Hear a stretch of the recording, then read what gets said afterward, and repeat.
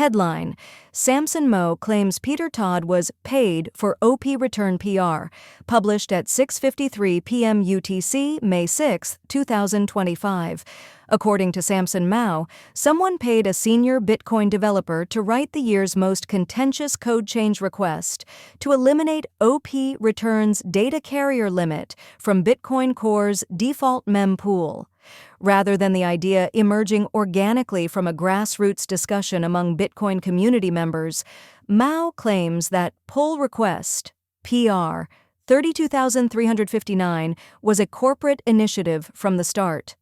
During initial discussions on the Bitcoin dev mailing list and GitHub, Chaincode Labs' Antoine Poinceau and PR author Peter Todd expressed cultural and technical reasons for removing the nudge of OP returns data carrier limitation that had allegedly become ineffective at deterring non-financial on-chain data storage. Soon, Bitcoin developers chimed in with historical context on spam filters, convinced that the modification request was an authentic request to normalize the placement of non-financial data on Bitcoin blocks across OP return, witness, and other areas of transactions. Eventually, however, Todd admitted that his primary motivation for his proposal was corporate. In a Stacker News response, he affirmed, "For the record, this pull rec wasn't my idea. I was asked to open it by an active core dev because entities like Citrea are using unprunable outputs instead of OP return due to the size limits." In Mow's view, this meant that someone at Chaincode, like Poinceau, paid off Todd in a sort of PR laundering.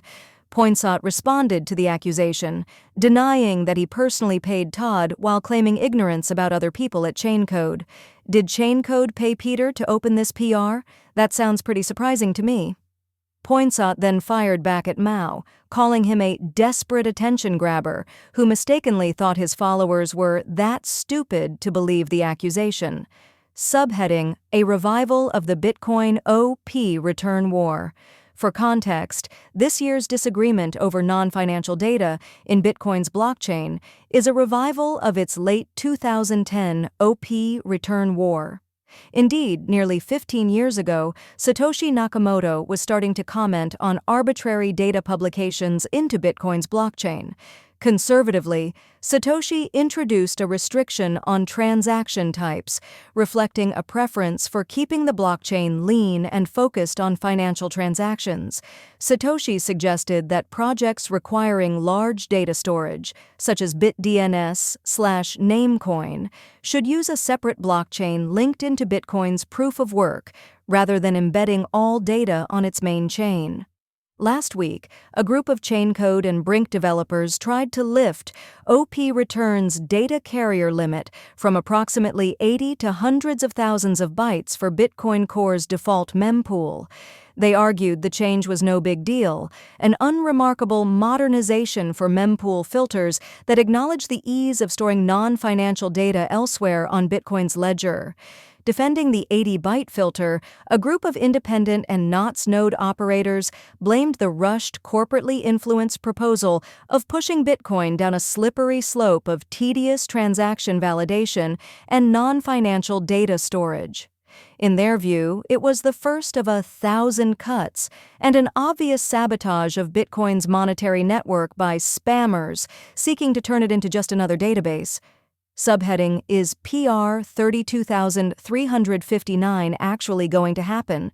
Blockstream engineer and Core contributor Greg Sanders wrote that Core was planning to implement pull request 32,359 in the next software update.